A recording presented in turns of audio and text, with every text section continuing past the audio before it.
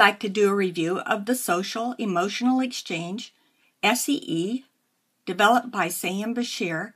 It's $6.99 for iPad only, and you can find it in the Apple App Store. The Social Emotional Exchange app provides 4 levels of intriguing challenges with 8 separate games, and each game has 7 emotional training targets. So you can see there are lots of opportunities for play and learning in this app. Let's take a look at how this app plays.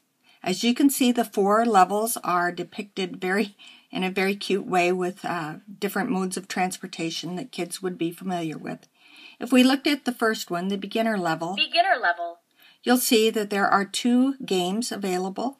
But if we tap up here in the corner, we'll see 7 different training targets of emotions that we can use.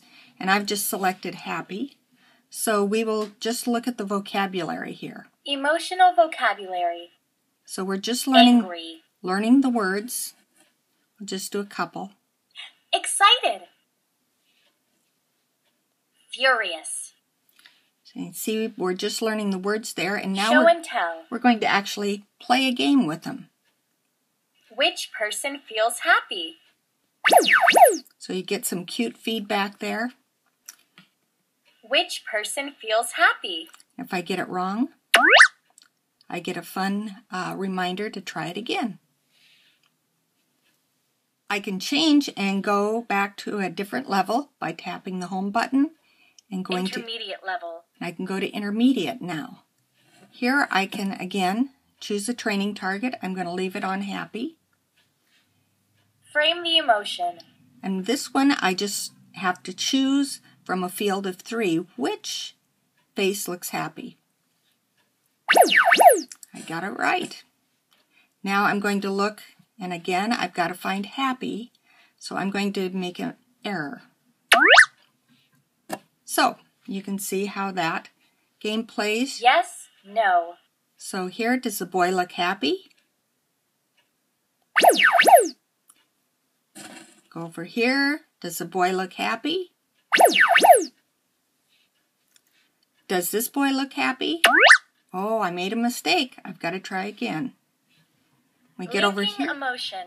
This is for those who like to do those games where you draw from one to the other, multiple choice. So I'm going to find happy and get a little smiley face that I did it right.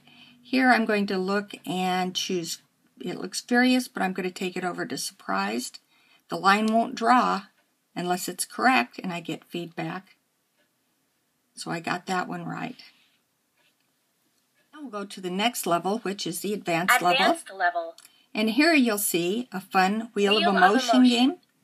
A little action arrow tells me to spin, and I get a face. Now I've got to figure out, is it sad or surprised or angry? I'm going to choose angry. And I got it right. If I didn't, I would get the familiar try again. Here on multiple choice. Instead of an array of 3 pictures, I get an array of 3 words to match with 1 picture. So I'm looking, and I think that this little person is happy, and I got it right. So you can see how that goes. Next we'll go to the last level, which is expert level. And here there's a fun game. Mirroring. So you get a picture of a face, and you also get a camera icon. When you tap the camera icon, it opens the front-facing camera on your iPad, and you can try to mimic the face that you see on the other side and take a picture so that you can look and see, does it look like that face or doesn't it? So you get some practice making the faces as well. I was honored to be allowed to field test this app, and I was very pleased at how naturally conversations about various emotions arose as my granddaughter and I enjoyed playing the games together. To take full advantage of the learning potential of this app, I do recommend adult guidance as each level is explored. For example, some of the emotions depicted, such as happy and excited or angry and furious, are similar but vary in the degree of intensity. It was interesting to learn a child's perspective on situations that merit a furious designation over a simple angry designation.